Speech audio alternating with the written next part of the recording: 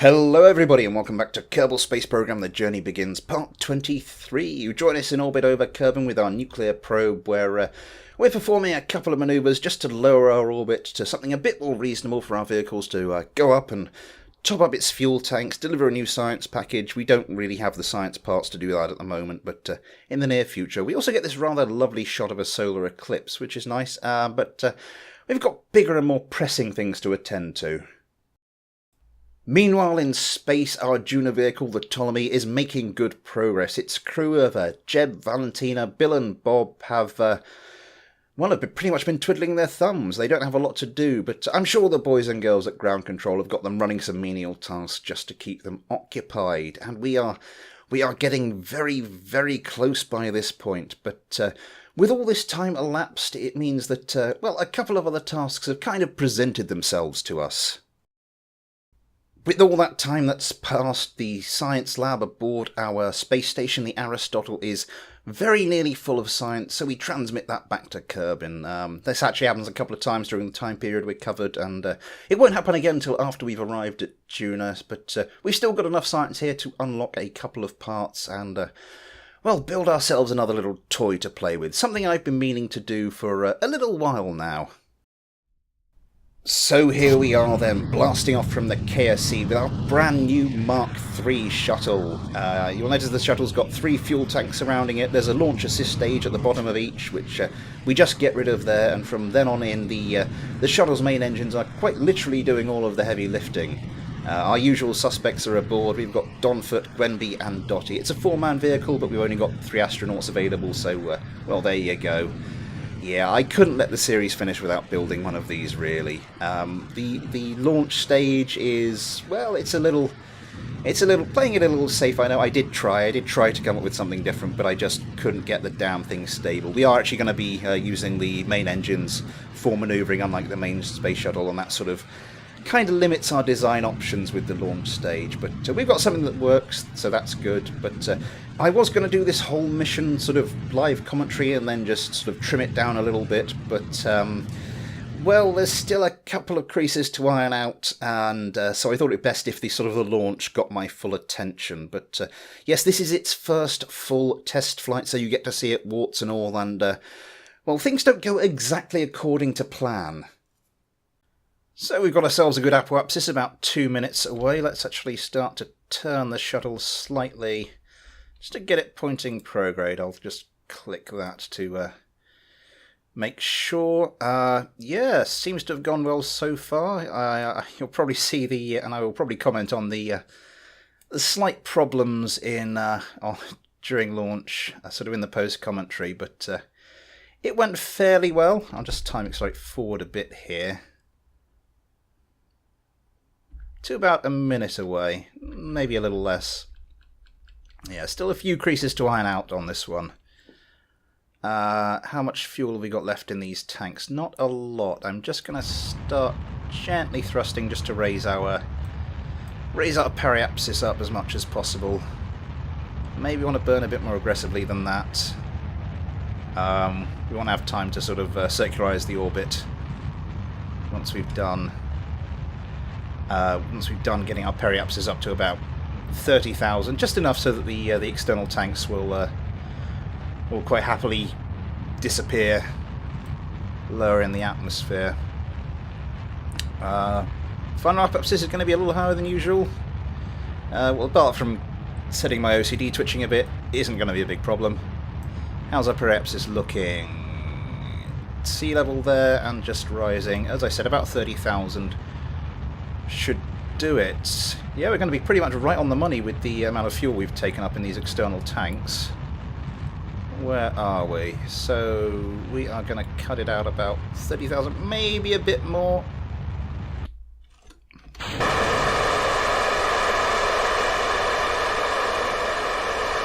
That seemed to go well. I've passed the apoapsis, so what I'm going to do is try and just drag that in front of us again. Just lift the nose above the horizon. Ooh, remembering to turn off stability assist there. There we go. Now I can point you back towards And with a little bit more thrusting, we should have ourselves a nice circular orbit. I don't know why I'm taking so much care over this, because we need to, before we come back down to do re-entry, we've got a manoeuvre we need to do, so I'm not going to worry about perfectly circularizing it. Because on a normal mission profile, obviously, we'll have burnt off a lot of fuel, and this thing is designed to come back in without very much fuel. Its main fuel tank is right here at the back, with the monopropellant tank at the front, sort of at the front of it there, still at the back. So of course this thing is very sort of back heavy, which is not ideal. Just going to thrust a little harder here. So we want to perform a couple of burns just to get rid of most of that fuel.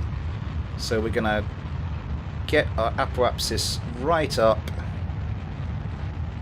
Push it right up to burn off a lot of the fuel. About 700,000, I reckon. Well, that looks about right.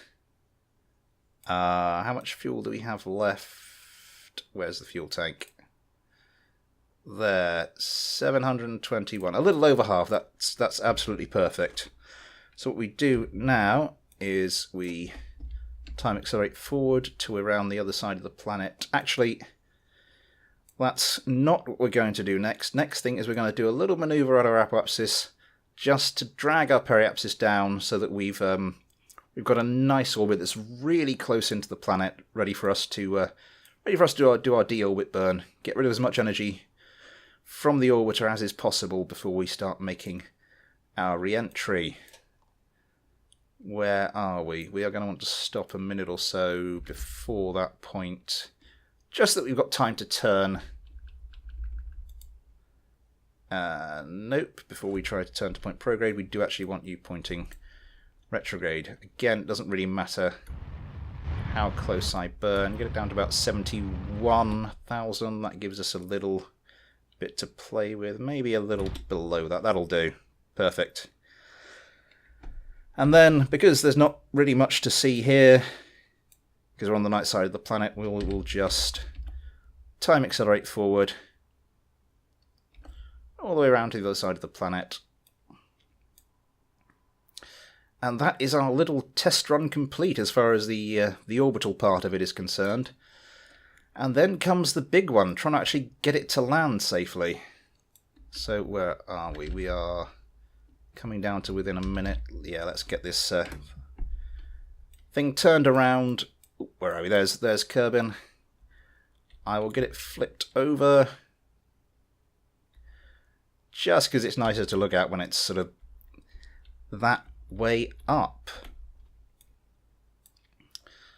So where are we? I'm just going to start thrusting a little bit here. So yeah, you can see a couple of the design features here. We've got fuel tanks at the back. We've got these solar panels. We had 3 on our Mark II shuttle. We've gone for 6 on 6 on this one. It's a larger craft. We do have some extra just at the back of the cargo bay here. We've got some extra battery capacity. Can start thrusting a little more aggressively there. So it's just going to be a sort of a more, well, obviously it's a more versatile vehicle because it can take more stuff up, but yeah, we just want it to be a bit beefier in all regards, just so it's got more endurance, more lifting capability, all that kind of stuff. Let's just ease off a little bit there. So yeah, looking good. Apoapsis dropping nicely. There's a couple of other design features I'll point out in a second. Where are we? Very close now. Just thrust a little bit. And that should do us, I think. Yeah, that's perfect. You'll notice I've got the 2 monopropellant engines here, sort of pretty much as the space shuttle kind of had them. Obviously, they had the big, it's almost like shoulder-mounted engines there, which are the sort of the orbital maneuvering system, as they called them. They were just basically giant monopropellant thrusters, and that's how it did the majority of its its manoeuvring in orbit. But we've gone slightly different route just because of what we can do in KSP. I've got a monopropellant tank here because we're going to be doing a lot of manoeuvring with this thing as and when we use it. Oh, excuse me. And yeah, so we've got these monopropellant thrusters to use up. We're not going to use an entire tank of monopropellant, so we just got stuck a couple of monopropellant thrusters on the side, just to give it a little extra delta V. And I can turn off the main thrusters and turn on the monopropellant thrusters like so. I might deorbit it using the monopropellant thrusters. Talking of deorbiting, whereabouts are we? We are there. We want to come over to about here. Let's focus Kerbin. Yeah, so we want to be about a quarter of the way round. This is sort of, compared to a Mark II shuttle, it's a lot heavier for, well, its mass to sort of wing surface area ratio is much higher, so it's going to be a little more problematic sort of slowing it down. So we want to give ourselves a little bit more, either come down to the atmosphere a bit more aggressively, or just start the deorbit a little earlier. Right, I'm just trying to make sure everything's lined up there, so that the KSC was going to be at the bottom of the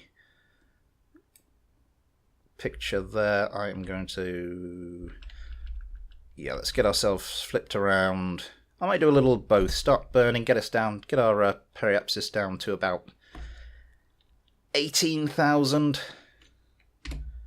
Let's use the old monopropellant engines for this. Just fire them up like that. Hey, they work. Gonna want to thrust a little harder than that. That is not a pleasant noise. But yeah, obviously very low thrust, but if we need to sort of do some extra manoeuvring, we can take our time. Time's not really that big an issue. I mean, obviously when you're recording it's a bit of a pain in the arse, but other than that, yeah. 40,000.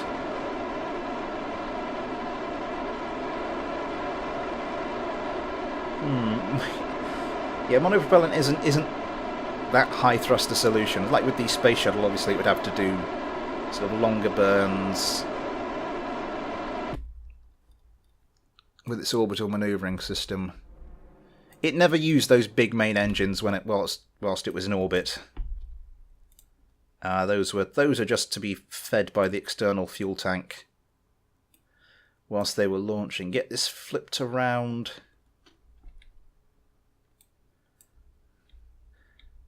Level the wings.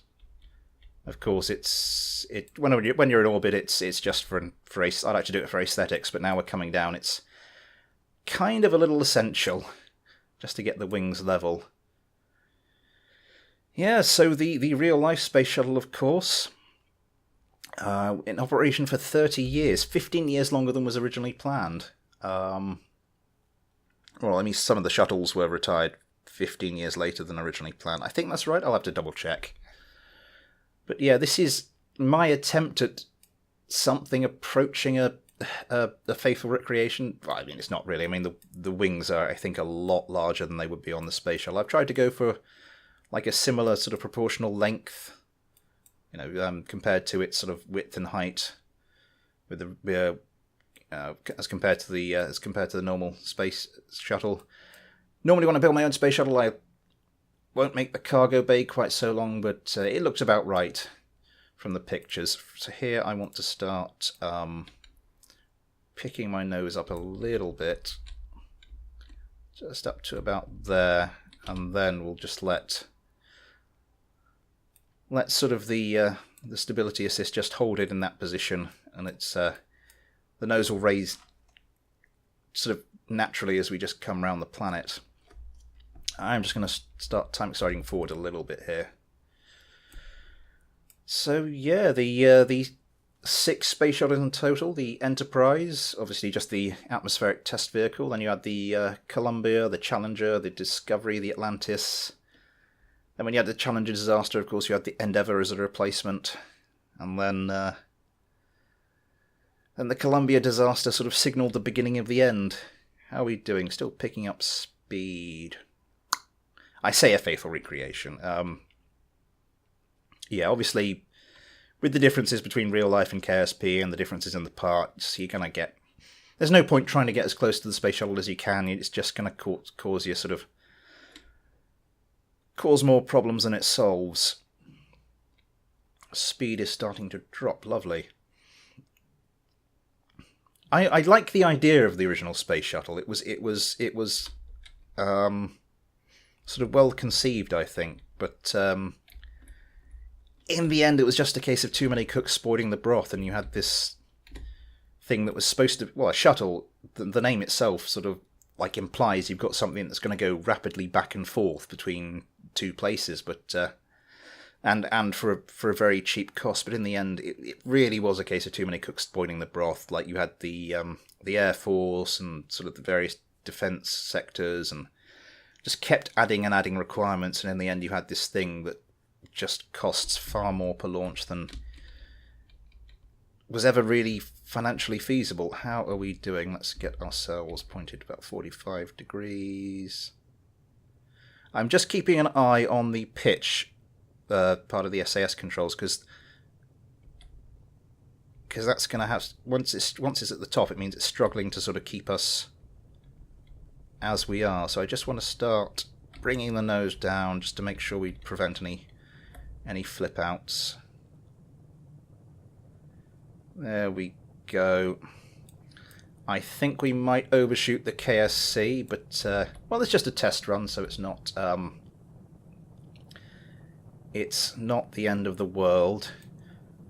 I'm seriously hoping I can land on some bit of land. How much fuel do we have left here? Got a little bit we can use to sort of like help the situation if we go a little overboard. A little past the KSC, but yeah. How are we doing? Let's get the surface readout. Not slowing down as much as we could be doing. Not to worry, as I said. A couple other design features, because this thing had a lot of kinks to work out. I had to sort of work a lot of them out off of camera, because the launch system you saw, I probably will mention this during post-commentary, but yeah, it was just it's a nightmare to try and get something that worked. I sort of tried to go back into one of my old games to sort of figure out what I did with my Mark III space shuttles there, but I couldn't load the actual shuttle itself. It used a part from a mod, and I couldn't figure out which mod, so I just left that. Well, it seems to be working fairly well so far,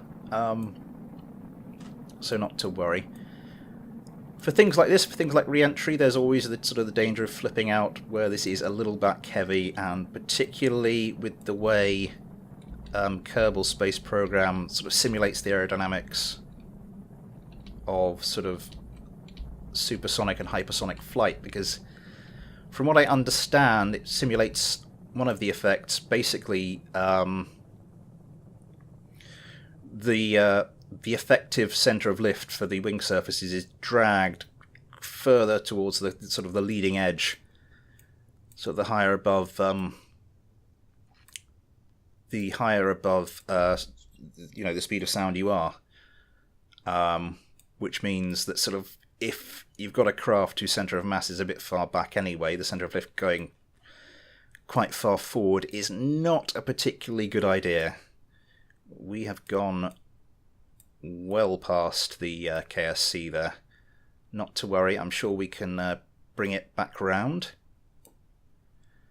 Once the thicker atmosphere starts to kick in, there you can see the stability assist is having a bit of a job keeping the nose up, and should start to drop shortly. Would it be easy to go land on the island? I think it might be, you know. Let's try and set it down on that island over there once we actually get control of it. But anyway, yes, as I was saying, a little feature I've sometimes added to some of my Mark III shuttles in the game is just to put these little wing surfaces at the back there, just to add, right at the back, just to add a little bit of stability, just to sort of try and ensure that any flippage is kept to a bare minimum. Let's see if we can start to turn this a little bit. So yeah, as I said, real shame to see the space shuttle. See the space shuttle retired. It was just such an iconic thing. Just you weren't just sticking stuff on the top of entirely expendable rockets anymore. You're actually reusing bits, which was the great thing about it. I'm going to try, if I just... Oh, I've still got the monopropellant engines on. Let's turn you off. Let's turn you on.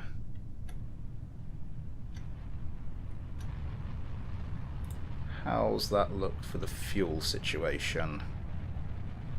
That looks quite good. If I just raise the nose a little bit, just trying to get ourselves a little bit extra altitude, a little bit extra height. You don't like that at all.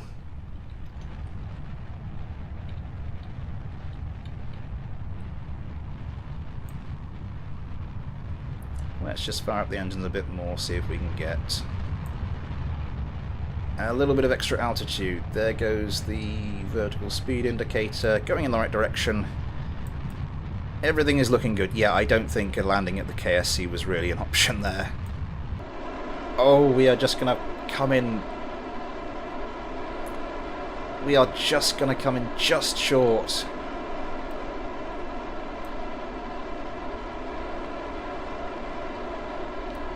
How much more can I squeeze out of the energy we have? How close can we get?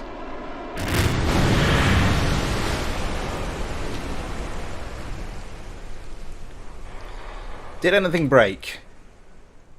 Nothing broke. Well, that's something, I'm sure. That's something at least.